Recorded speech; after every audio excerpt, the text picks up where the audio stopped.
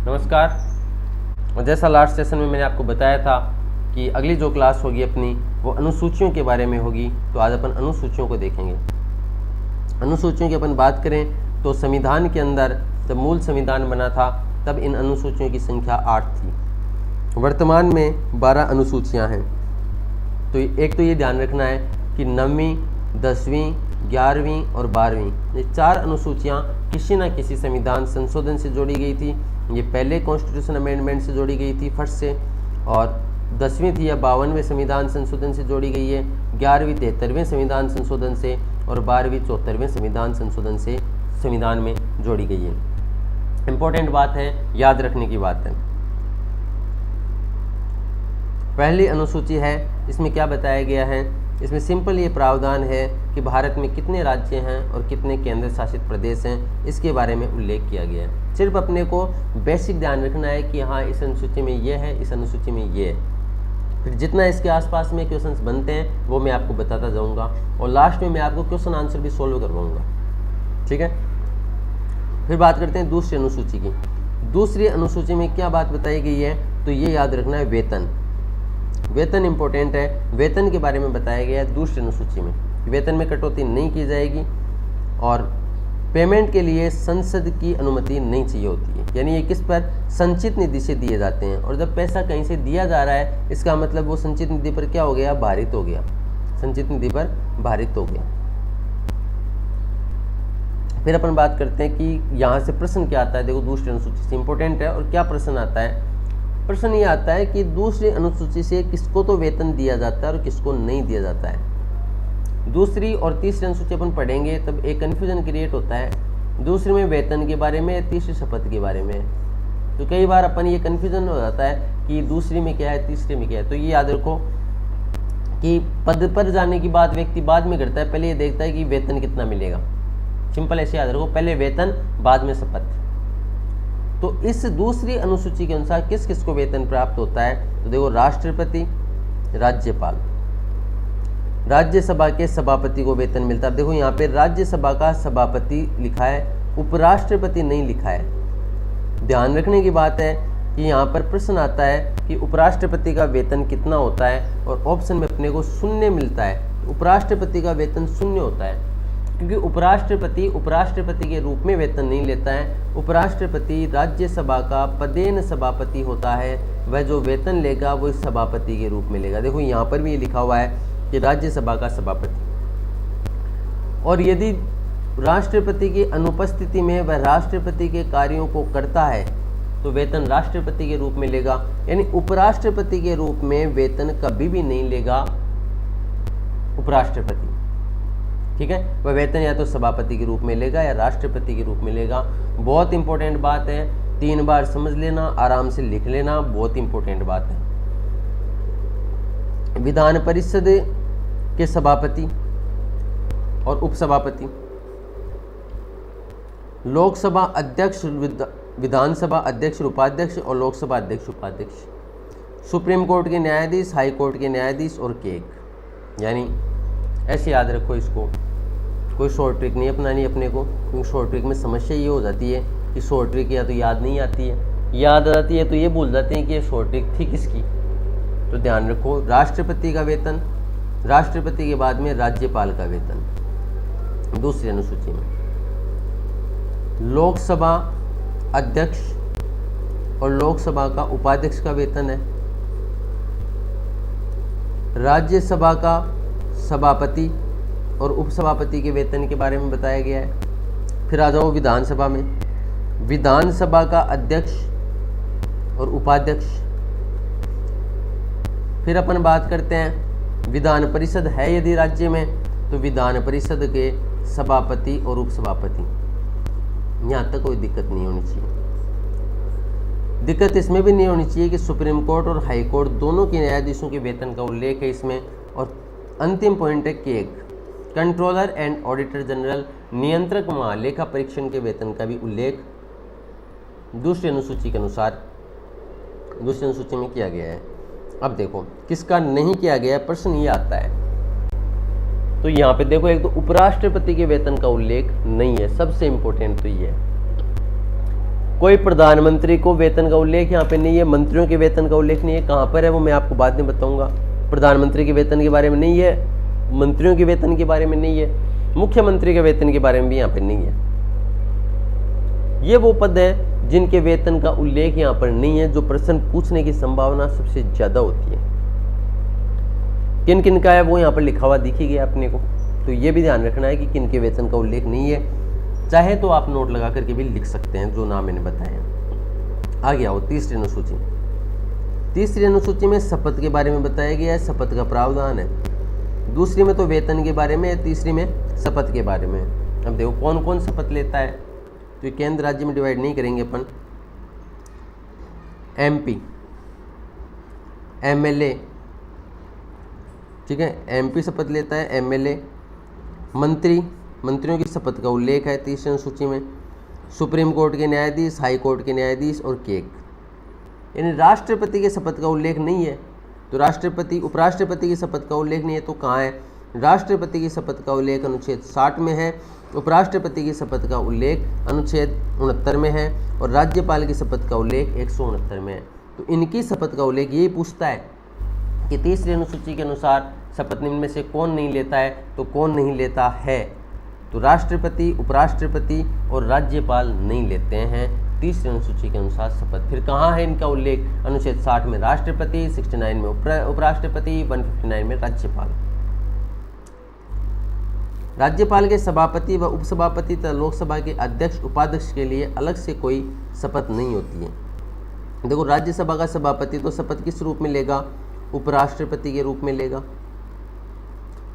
और सभापति, ये उपसभापति, लोकसभा का अध्यक्ष और उपाध्यक्ष, ये तीनों ही जिस सदन के होते हैं उस सदन के सदस्य के रूप में शपथ लेते हैं।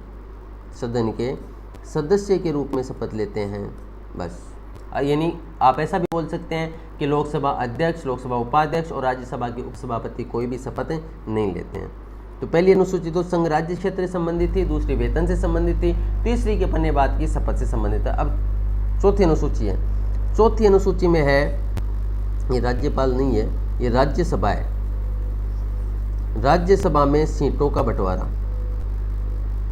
राज्यसभा में सीटों का बंटवारा चौथी अनुसूची में है। कैसे है कि जैसे अपन ये पढ़ते हैं कि अधिकतम लोकसभा में 250, जो राज्यसभा उसमें 250 सीट हो सकती है। 250 में से वर्तमान में 245 सीट हैं। आप 250 का यदि डिवाइडेशन करते हैं तो आप पाते हैं कि 12 सदस्य तो होते हैं मनोनीत, 12 सदस्य मनोनीत, ये डिवाइडेशन है। 238 सदस्य होते हैं निर्वाचित, और राज्यसभा में सदस्यों का जो मनोनयन होता है ये आयरलैंड के संविधान से लिया है, राइट। 238 होते हैं निर्वाचित। ये जो निर्वाचित होंगे इनमें 4 सदस्य जो होंगे ये तो आएंगे केंद्र शासित प्रदेशों से, यूटीज से, क्योंकि नाम से आपको लग रहा है राज्यसभा उच्च सदन है, और राज्यसभा वास्तव में किसका प्रतिनिधित्व करता है? राज्यों का प्रतिनिधित्व करता है, ना कि केंद्र शासित प्रदेशों का। लेकिन 2 ऐसे केंद्र शासित प्रदेश हैं, दिल्ली और पौंडीचेरी, जहाँ पर विधानसभा है, इसलिए इनको स्थान दिया गया है पुदुचेरी। दिल्ली से 3 सीट है और पुदुचेरी से 1 सीट है, तो केंद्र शासित प्रदेशों से 4 सीटें हैं, और जो शेष बच गए 234 सीटें, ये 234 सीट राज्यों से है। तो आप ऐसे डिवाइडेशन कर सकते हैं इसका। यहाँ देखिए, राज्यसभा लिख लीजिए आप। राज्यसभा में अधिकतम सीट कितनी हो सकती है? 250। 250 में से 12 सदस्य किए जाते हैं मनोनीत, 4 सदस्य होंगे यूटीज से। यूटी कौन सी? दिल्ली और पौंडीचेरी, 4 सदस्य, और 200, और अभी ये जो लद्दाख, जम्मू कश्मीर, इनके बाद में वो डिवाइडेशन हो गया है, तो वो मैं बता दूंगा आपको आगे, तो करंट में अपन पढ़ेंगे उसमें मैं आपको बता दूंगा, ठीक है। और 234 बच गए, 234 हैं ये सीटें आएंगी राज्य से। ऐसे ही वर्तमान में 250 नहीं है, तो वर्तमान में कितनी है? वर्तमान में 245 सीट है। 245 का डिवाइडेशन आप करेंगे तो 12 तो हो गए मनोनीत, 4 आप ये निकाल दो यूटीज वाली, ठीक है। तो कितनी बच गए 229 बच गई। ये 229 जो सीटें हैं 229 सीटें हैं, ये कहाँ से हैं? ये स्टेट से आएंगे निर्वाचित होकर के। ठीक है, तो ये डिवाइडेशन है। तो कौन सी अनुसूची के अनुसार डिवाइडेशन किया गया है? तो आपको याद रहना चाहिए कि चौथी अनुसूची के अनुसार ये डिवाइडेशन किया गया है। पांचवी अनुसूची, पांचवी और छठवीं अनुसूची को अपन साथ पढ़ते हैं। देखो यहाँ पर ये टीएसपी एरिया की बात कर रहा है। अनुसूचित जनजाति क्षेत्रों का प्रशासन, वह को हटा देना। अनुसूचित जनजातीय क्षेत्रों का प्रशासन और नियंत्रण से संबंधित है अनुसूची 5। लेकिन 4 राज्य जो हैं असम, मेघालय, मिजोरम, त्रिपुरा, इसके जो टीएसपी एरिया हैं, ट्राइब शेड्यूल प्रोटेक्शन एरिया हैं, अनुसूचित जनजाति जो क्षेत्र हैं, इनका प्रावधान 6वीं अनुसूची में है। यानी असम, त्रिपुरा, मेघालय, मिजोरम के अलावा जो भी क्षेत्र बच गया पूरे भारत का, उनके टीएसपी एरिया का वर्णन तो है 5वीं अनुसूची में, और इन 4 राज्यों का है वो है 6वीं अनुसूची में। बस ये ध्यान रखना है। एक और बात यहाँ ध्यान रखने की है, जो अपन कन्फ्यूजन खुद ही क्रिएट कर लेते हैं बिना पढ़े ढंग से। ये अनुसूचित जाति और जनजाति की बात नहीं कर रहा है, ये अनुसूचित जनजाति क्षेत्रों की बात कर रहा है, टीएसपी एरियाज की बात कर रहा है। ये वो एरिया होते हैं जहाँ पर ये आदिवासी जो जनजातियाँ हैं वो रहा करती हैं, उनके अलग रहन सहन, खान पान, वेशभूषा होती है, उनके कल्चर को बचाने के लिए वहाँ पर अलग तरीके का प्रशासन होता है, कार्य प्रणाली भी अलग तरीके की होती है। आम आदमी को कई बार उन क्षेत्रों में जाना भी प्रतिबंधित कर दिया जाता है, क्योंकि वो लोग ज़्यादा पढ़े लिखे नहीं होते हैं, बाहरी दुनिया में वो नहीं जाना चाहते हैं, और बाहर के जब लोग आते हैं तो उनको लगता है कि उनकी संस्कृति के साथ में हस्तक्षेप किया जाएगा। ठीक है, इसलिए ये प्रशासन बनाया गया है। अब जैसे राजस्थान है, राजस्थान के बारे में प्रश्न आ रहा है कि राजस्थान के जो टीएसपी एरिया हैं, उदयपुर, बांसवाड़ा, डूंगरपुर उस साइड में, वो कौन सी अनुसूची में आएंगे? तो 5वीं अनुसूची में आएंगे, और असम, मेघालय, मिजोरम, त्रिपुरा के 6वीं अनुसूची में आएंगे। अब आते हैं 7वीं अनुसूची में। 7वीं अनुसूची में केंद्र और राज्य के मध्य विषयों का बंटवारा है। इसका क्या मतलब है? इसका क्या मतलब है? देखो, केंद्र और राज्य में विषयों का बंटवारा अपन ने पढ़ा था कि अपने यहाँ पर दोहरी व्यवस्था है। शासन व्यवस्था कैसी है? दोहरी। 2 सरकारें हैं, एक केंद्र में और एक राज्य में। यानी राज्य की सरकार की अलग कार्यपालिका, विधायिका, न्यायपालिका है, केंद्र की सरकार की अलग से कार्यपालिका, विधायिका, न्यायपालिका है। अब यहाँ की विधायिका भी कानून बनाएगी, यहाँ की विधायिका भी कानून बनाएगी, तो फिर विवाद हो सकता है। तो जो संघात्मक राज्य होते हैं उनकी विशेषता होती है कि वहाँ पर ये बताया जाता है लिखित रूप में कि कौन से तो केंद्र के कानून बनाएगी किन के ऊपर, तो और किन के ऊपर राज्य कानून बनाएंगे। तो इसके लिए अपने संविधान में एक अनुसूची बनाएगी, 7वीं अनुसूची। उसमें 3 सूचियाँ हैं, संघ सूची, राज्य सूची और समवर्ती सूची। समवर्ती सूची, संघ सूची के जो विषय हैं उस पर कानून बनाता है केंद्र, राज्य सूची के विषय पर कानून बनाएगा राज्य, समवर्ती सूची पर केंद्र भी कानून बना सकता है, सेंटर भी कानून बनाएगा और स्टेट भी कानून बनाएगा। लेकिन अगर किसी विषय पर स्टेट ने कानून बना दिया और फिर केंद्र ने भी बना दिया तो स्टेट का कानून निरस्त हो जाएगा। यानी मान्य किसका होगा? सॉरी,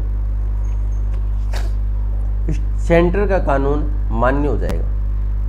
अब भविष्य में कुछ ऐसे भी विषय आ जाते हैं जिनका उल्लेख ना तो संघ सूची में है, ना राज्य सूची में, ना समवर्ती सूची में। जैसे जब संविधान बना था तब मोबाइल आए नहीं थे, तो टेक्नोलॉजी का या ड्रोन विमान के लिए अब विनियमन नीति बनानी पड़ी है, पहले ये आई नहीं थी। तो ऐसे विषय जिनका उल्लेख ना तो संघ सूची में है, ना राज्य सूची में है, ना समवर्ती सूची में है, ऐसे विषय को अपन बोलते हैं अवशिष्ट विषय।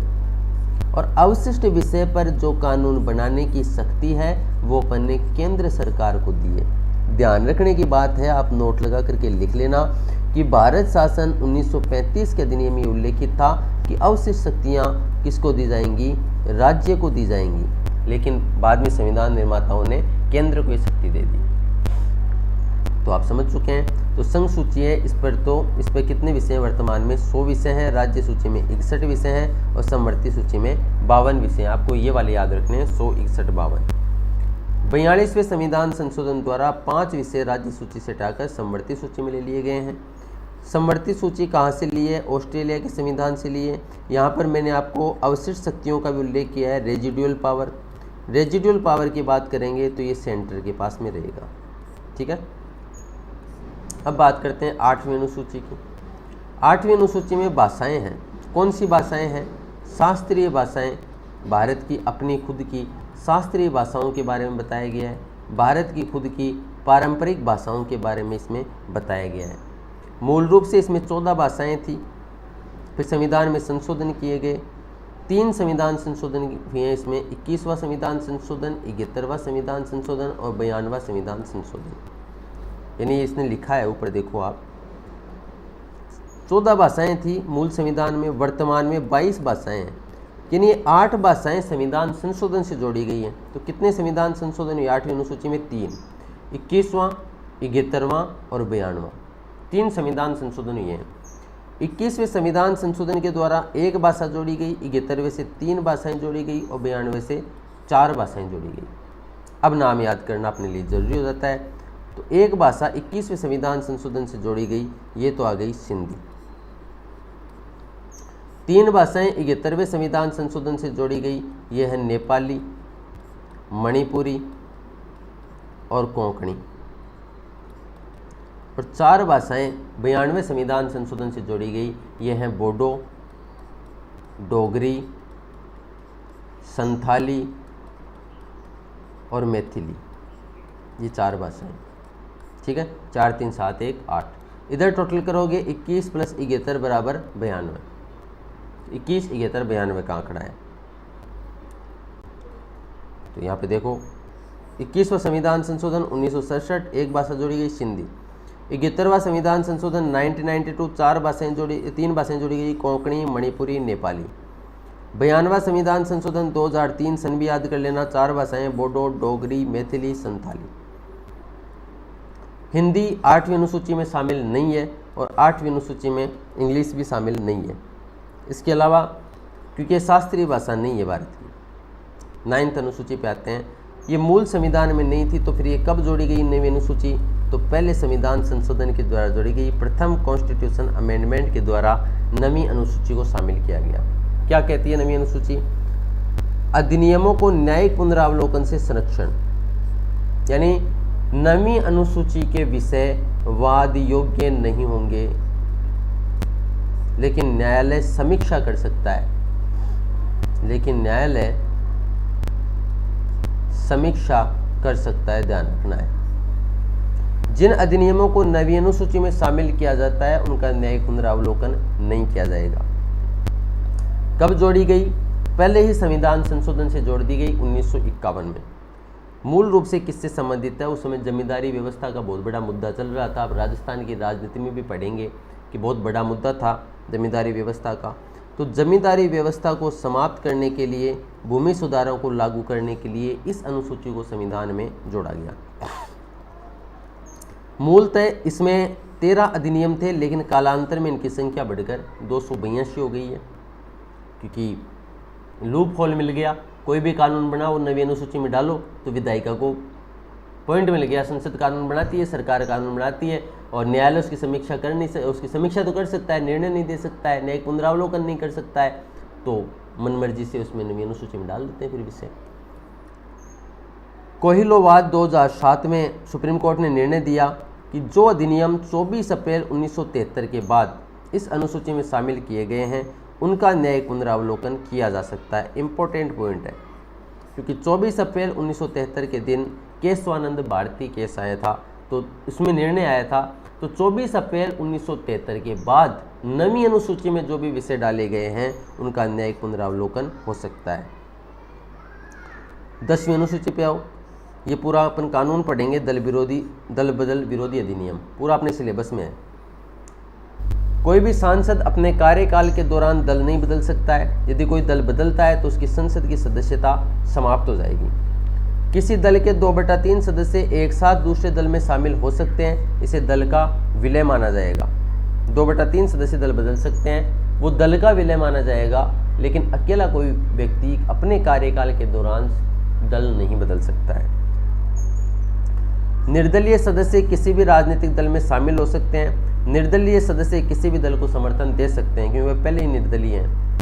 मनोनीत सदस्य के लिए कंडीशन है कि केवल 6 महीने के अंदर ही दल की सदस्यता ले सकते हैं, उसके बाद में नहीं। जो मनोनीत सदस्य हैं वो सदस्य तो बन सकते हैं दल के, लेकिन केवल 6 महीने में।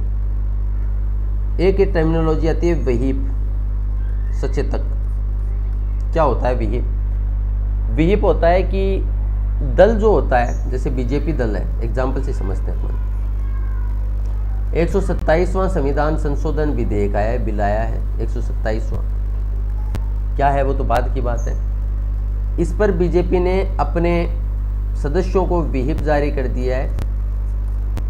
इसका मतलब है कि कोई भी सदस्य इसका विरोध नहीं करेगा। बीजेपी जो है वो इसके समर्थन में है। कांग्रेस ने भी व्हीप जारी कर दिया। कांग्रेस ने जो व्हीप जारी किया वो क्या किया कि कोई भी सदस्य इसका समर्थन नहीं करेगा। तो कोई भी कांग्रेसी सदस्य इसका अगर समर्थन कर देता है तो वो इसका उल्लंघन है व्हीप का, और व्हीप के उल्लंघन पर सदस्यता को निलंबित किया जा सकता है। ठीक है, सिंपल सी बात है। व्हीप एक आदेश है जो दल के द्वारा जारी किया गया है और उसका उल्लंघन नहीं किया जा सकता है। यदि बीजेपी के व्यक्ति ने इसका विरोध कर दिया तो उसकी सदस्यता चली जाएगी, और कांग्रेस के सदस्य ने यदि इसका विरोध कर दिया तो उसकी सदस्यता चली जाएगी। ये होता है व्हीप। व्हीप के आधार पर हाल ही में भारत के उपराष्ट्रपति वेंकैया नायडू, हाल ही तो क्या पिछली बात है, 2 साल पहले की बात है, वेंकैया नायडू ने राज्यसभा के 2 सदस्य, एक तो अनवर अली और दूसरे हैं शरद पवार, इनकी सदस्यता को निलंबित कर दिया था। ठीक है, इनकी सदस्यता को निलंबित कर दिया था।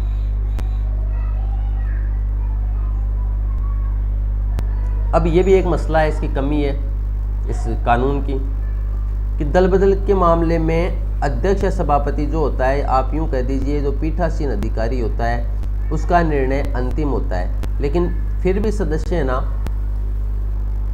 कोर्ट में चले जाते हैं, न्यायालय में चले जाते हैं। हालांकि लिखा है न्यायालय में चुनौती दी जा सकती है, तो न्यायालय में चले जाते हैं। तो बहुत सारे ऐसे मामले हैं जो न्यायालय में पेंडिंग चल रहे हैं। जब आपने अंतिम निर्णय अध्यक्ष सभापति को दे दिया तो फिर न्यायालय में नहीं जाना चाहिए, या फिर इसमें ऐसा प्रावधान नहीं होना चाहिए था। ये कमी है इसकी। और 10वीं अनुसूची जोड़ी कब गई, मैंने ऊपर बता दिया है। 52वें संविधान संशोधन के द्वारा 1985 में जोड़ी गई, 1985 में। 91वां संविधान संशोधन आया था 2003 में, उसके द्वारा भी इसमें कुछ बदलाव किए गए हैं। 91वां संविधान संशोधन मेनली जो अपने को पूछा जाता है वो है मंत्रियों का आकार निश्चित किया गया। मंत्रियों का आकार या मंत्रियों की संख्या निश्चित की गई कि लोकसभा के 15% से ज़्यादा मंत्री नहीं हो सकते हैं, और विधानसभाओं में, राज्यों में विधानसभा के 15% से ज़्यादा मंत्री नहीं हो सकते हैं। ये था 91वां संविधान संशोधन। आगे पढ़ेंगे, और मैंने आपको बताया है कि अपने को ये वाला जो है दल बदल अधिनियम वो पूरा पढ़ना पड़ेगा, पूरा अपने सिलेबस में है। 11वीं अनुसूची क्या है? पंचायती राज संस्थाओं से संबंधित है। कुल 29 विषय हैं इसमें। राजस्थान में अब तक 29 में से 22 पंचायती, 23 हो गए हैं बना, 23 कर लेने यहाँ पर, 23 विषय शामिल कर लिए गए हैं। 73वें संविधान संशोधन के द्वारा जोड़ी गई थी 11वीं अनुसूची। 73वां संविधान संशोधन भी कंप्लीट पूछा भी गया है, RS मेंस के एग्जाम में प्रश्न आया हुआ है 73वां संविधान संशोधन। 12वीं अनुसूची शहरी निकायों के लिए है। इसमें कुल 18 विषय दिए गए हैं शहरी निकायों को, और ये 74वें संविधान संशोधन के द्वारा जोड़ी गई है। तो 11वीं अनुसूची में तो 29 विषय दिए गए हैं ग्राम पंचायतों को। राजस्थान सरकार ने 23 विषयों को लागू कर दिया है। शहरों को 12वीं अनुसूची के तहत शहरी निकायों को, नगर निकायों को 18 विषय दिए गए हैं। ये 11वीं और 12वीं अनुसूची के बारे में है। तो ये 12 अनुसूचियाँ थी अपने, जिनको अपने डिटेल में समझा है। क्या प्रश्न आता है, कैसे आता है, वो भी मैंने आपको बताने का प्रयास किया है। नेक्स्ट क्लास में, नेक्स्ट सेशन में अपन नए टॉपिक को पढ़ें। Okay, lot of thanks for discussion.